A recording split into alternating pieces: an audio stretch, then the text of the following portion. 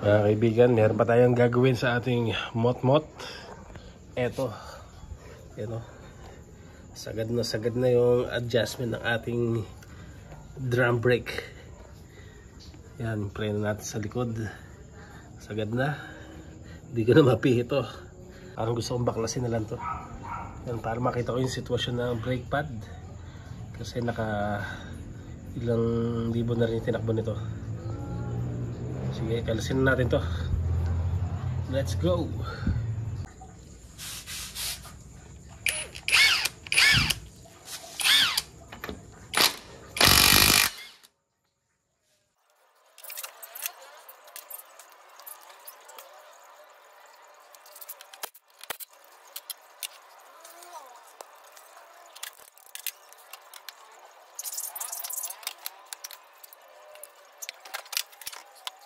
Eto na mga kaibigan, after 8 months yata ito.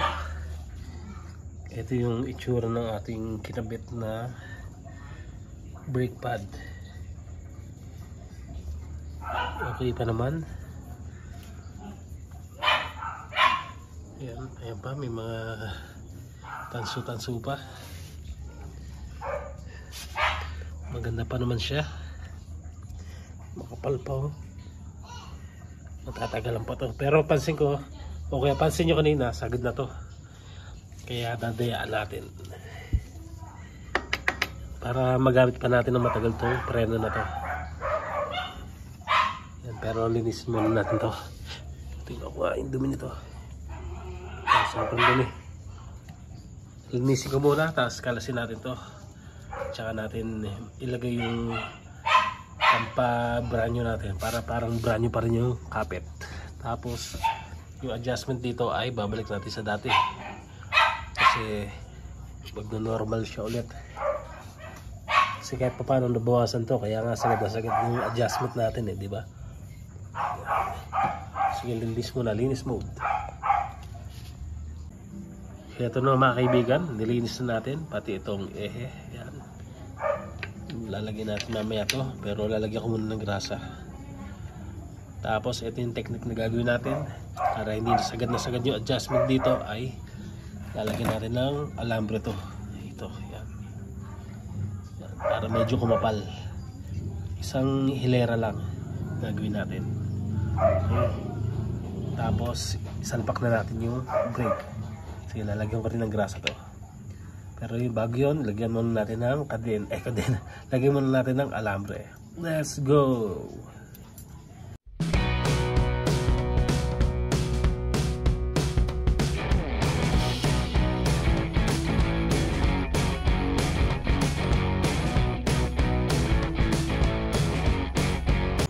Ito na mga kaibigan. Yan yung alambre. Nilagyan na natin. Tapos subukan natin kung lalapat. Pero lalagyan muna grasa to. Okay. Sige, lagyan natin grasa to. Tapos palapatin natin yung drum brake. Let's go!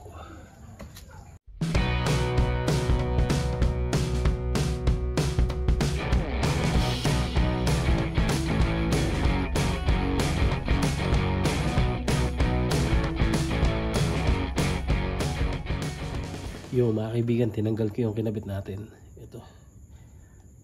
Medyo mataba siya, hindi ko mapapasok.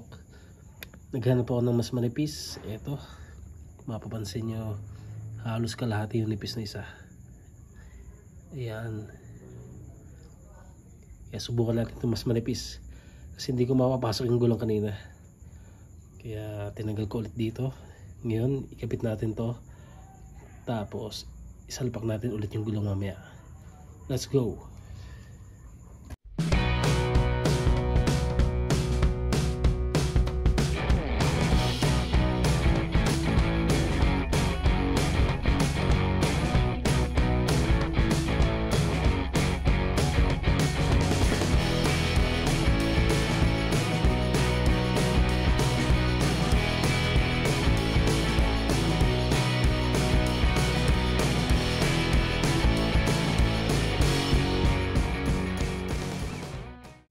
Ito na mga kaibigan, asalpak na natin.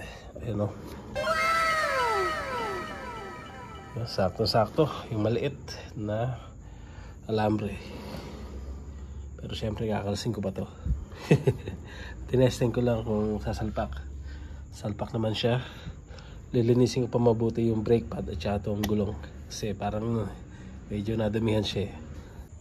Yan mga tropa, huling linis bago natin i-fix o ilagay yung gulong. Bago natin salpak lahat. Ano, madami pa oh. Ano, brown pa. Kaya kailangan talaga checkin mo. Alam ko kasi dumami to dahil hindi ko napalapat kanina.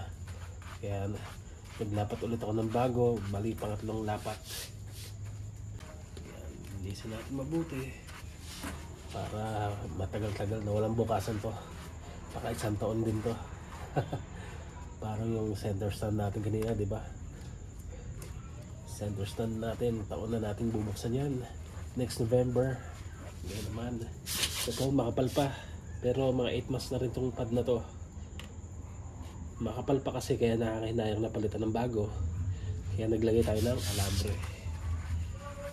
Super linisin lang natin para mamaya ay maganda kapit.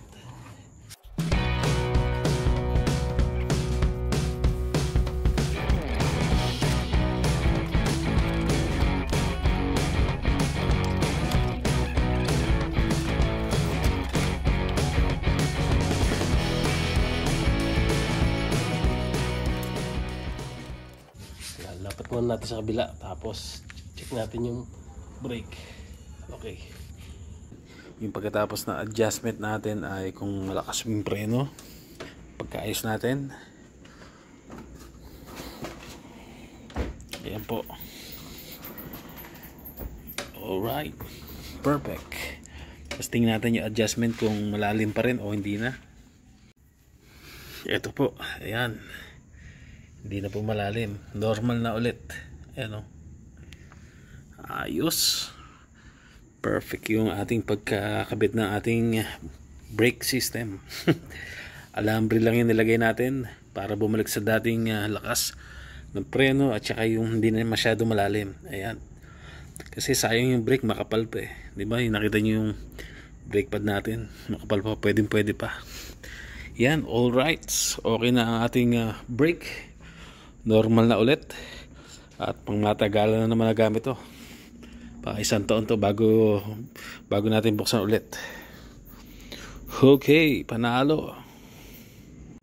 Yan, medyo iba lang boses natin dahil parang natrangkaso yata ako. Alright, paalam.